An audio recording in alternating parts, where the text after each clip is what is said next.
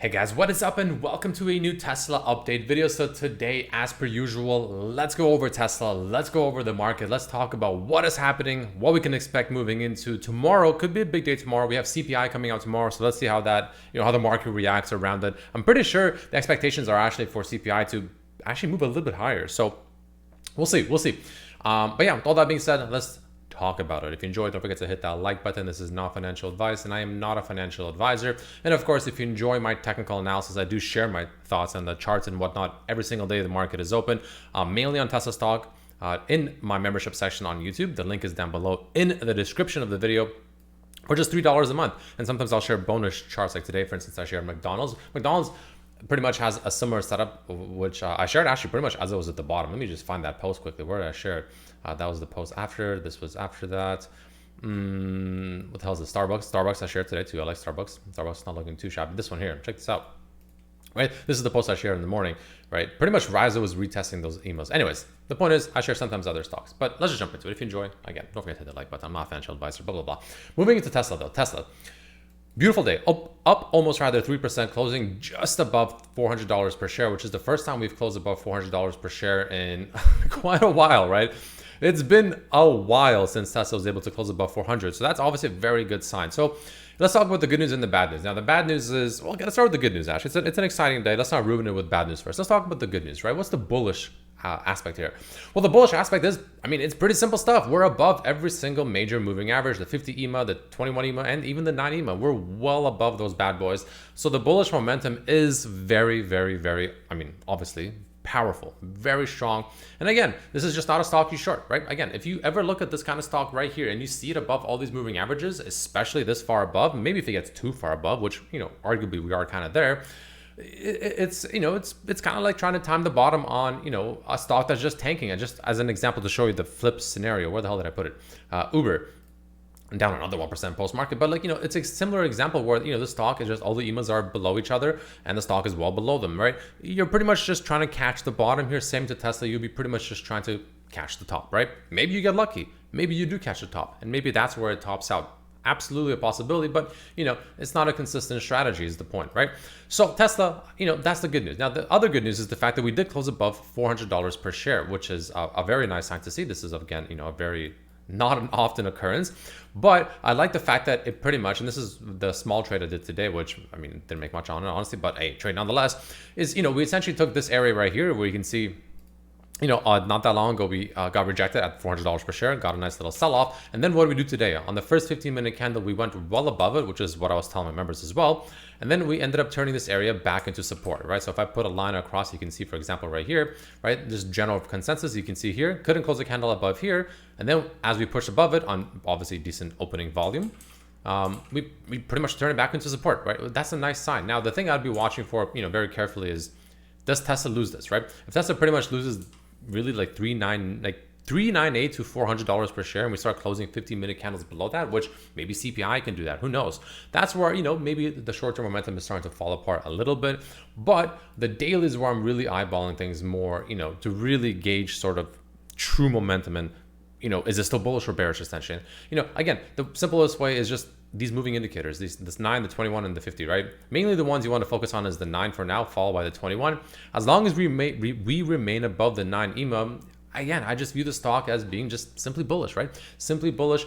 But the one thing that you want to watch out for is if we ever do lose the 9 EMA, which, we did risk it here. We did actually lose it there, but obviously we didn't get the follow through, but this was that massive risk there.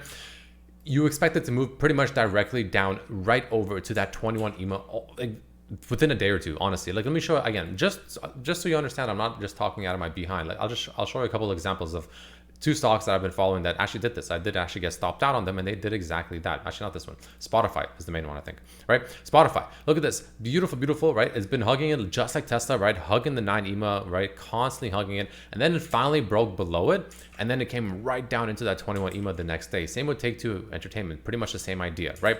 So that's kind of the same idea that I expect on Tesla. Of course, if and when that actually happens, it'll happen at some point. The question is just when, not if.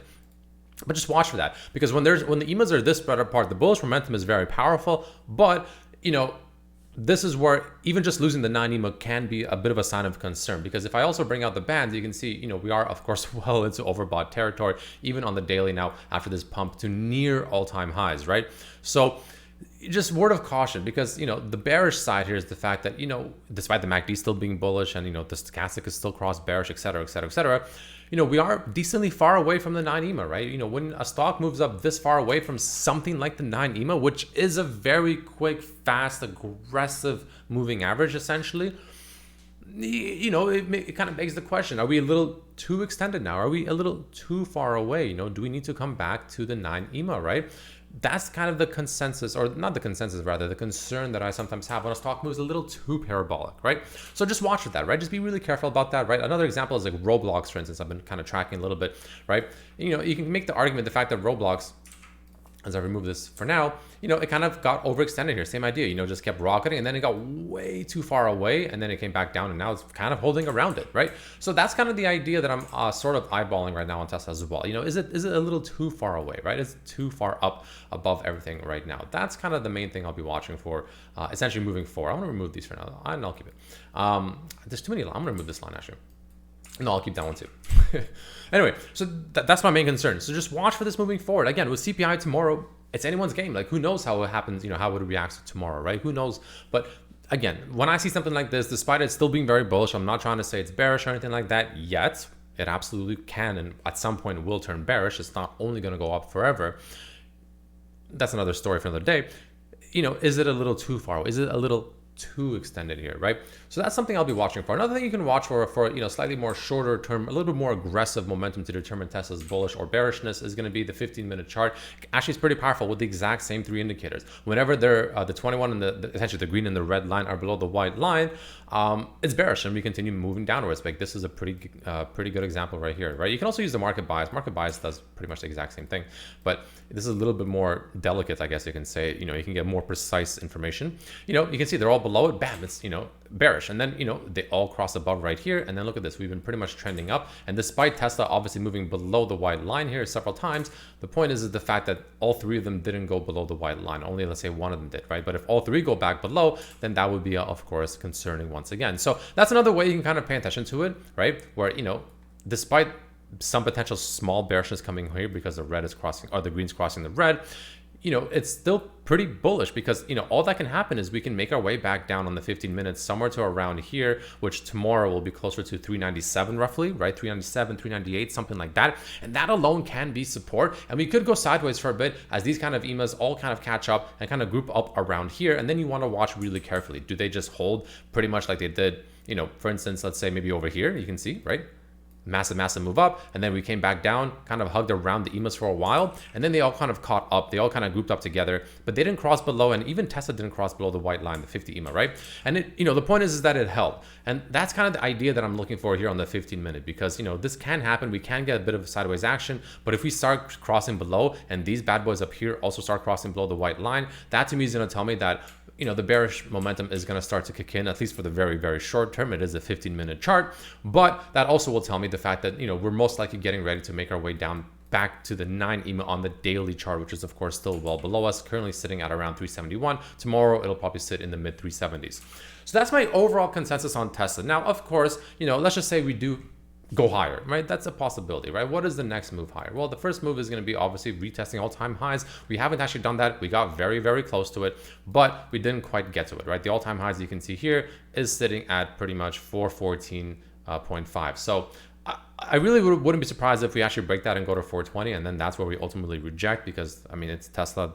This stock sometimes like truly does these kind of comical situations. Really, it really wouldn't surprise me if we go to 420.69. Like, and I wish I was kidding, but I'm not. And that's where we actually get, you know, an actual rejection. Then we finally started a bit of a cool off. Truly wouldn't shock me. But one thing to note is the fact that where did we reject today? And this is what I told my members about pretty much as we were doing it, right? So you can see we came up to this level, right? This level is actually really, really important, because why is it rejecting here? Why is this level, you know, interesting to say the least? This was the final gap that we had to the upside way back over here. You can see, right? We had a gap all the way back here, pretty much at all-time highs, that we never filled. This gap right here. this candle right here on Friday, November 5th, 2021. We never filled this gap. We tried getting close here, but we never truly filled this gap. So if I put this line across like this was the gap fill right here. Let's take a look at it back to where we currently are and see what that looks like. You can see pretty much perfect gap fill into a rejection. So all the upside gaps on Tesla have been filled. Now, whether or not that's bullish or bearish, that's up to you, right? I'm not a huge gap person, but the fact that there's no more upside gaps, but there's quite a lot to the downside now, you know, it does raise some eyebrows. Now, I'm not going to say that they're going to have to fill. Maybe all of them won't fill. You know, I'm not going to say they're going to fill tomorrow. Nothing like that, of course, especially while we're above all these EMAs. But, you know, begs the question, okay, well, you know, we ended up filling all the gaps. That's interesting. That's, you know, there's no more gaps to the upside. So let's see how this plays out. But essentially, for me to really get confident in Tesla to, you know, potentially want to go higher, I'd want to see a break and close above the all-time highs, right? If we can see that, I'd expect Tesla to make its way at the very least to about $420.69. I'm not even kidding. I wish I was. And that's kind of the main thing I'll be eyeballing moving forward on Tesla. But again, I just want to make it very clear, despite it being bullish, despite Tesla still having very phenomenal bullish momentum, literally zero reason to short the stock. I haven't even sold a single share since I initially sold a tiny bit here on my long-term account, and I'm still holding like 80% of them. I haven't even sold a single share, nor have I sold cover calls against them. Why? Because I mean, I'm just not seeing any obvious signs of weakness yet. Like, as far as I'm aware, it still wants to go up. I only will even remotely start considering either trimming or selling cover calls against them if we lose the 9 EMA. That's where I'm going to be starting to wonder, okay, well, I think maybe the rally and the, you know, euphoria is finally coming to an end, at least to a certain extent, and it's not going to be nowhere near as parabolic anymore. But we're not seeing that yet, so I'm not seeing anything like that. I'm not seeing topping signals. So, you know, I'm just kind of enjoying the ride on those shares for now, right? I'm not touching anything right now. Those shares are up like a lot now. I think they're up like 2.5x because I bought those back when Tesla was selling off way back over here somewhere. No, not here, sorry, back here when it was around 160s. So, I mean, those are doing very well, obviously. But yeah, anyway, that's kind of the overall consensus on Tesla, to be completely honest with you, right? Just, it's bullish until it's not, really. And again, the way we know it's not bullish anymore is those moving averages. They're very, very powerful, and they're very damn good because, again, like I said, watch what happened with something like Spotify when it lost the 9 EMA. It's been hugging it for some time, and the moving averages got pretty spread apart, and then it lost the 9 EMA right back down almost like the next day to that 21 EMA. And if we lose this, guess where we're going next? Probably back to the 50 as we wait for these to catch up. So that's kind of how these things play out, right? Same thing over here pretty much, right? So it's just how it works, right? That's why I'm not a huge fan when they're this spread apart. I become much more cautious, and I begin trimming if I'm still holding very aggressively once pretty much the green line is lost, because when they're this spread apart, you know, it's not as confidence inspiring once you lose this green one, because there's just too much distance and gap between them that, you know, the next support is too far to the downside, in my opinion. Anyway, that's kind of my overall consensus. That's my 2 cents. That's what I'm expecting on Tesla, and that's my analysis, really. Let's take a look at options flow very quickly on Tesla and see what it's looking like. You know, pretty mixed, actually, pretty mixed. Definitely bullish, still overwhelming, nonetheless. But, you know, we're starting to see some 1.2 million puts come in, 1.3 million puts come in, 2 million call, of course, over here. So, you know, it seems a little bit more mixed, right? I don't see it as one-sided as I remember it being. So, you know, that's something to note as well. It's no longer as one-sided. So all those calls that we saw being loaded up for the last like few weeks or so, wouldn't be surprised if profit taking is happening. That would not shock me whatsoever. But with that being said, 16 million confirmed bullish flow on Tesla regardless. So let's see how it plays out, guys. Let's see how it plays out. We're obviously in very euphoric type, you know, movement here, right? It's very parabolic. But again, I just want to make this very, very clear. I don't want to be a party pooper or anything like that, but just remember, Tesla has a habit of having an elevator up, but an elevator back down just as fast. Just, you know, I want to make that very, very clear. I don't want people to, you know, not financial advice. I'm not a financial advisor. Just thinking out loud. I don't want people buying at, you know, what roughly could be around the top, just for them to bag hold now potentially very aggressively for maybe a while, right? So just be careful, right? Be careful here. It is a very dangerous game up here, though you can make a lot of money, but you need to know what you're doing, I guess is what I'm trying to say. Anyways, that's all I got. Let me know what you think, and I'll see you next time. Peace.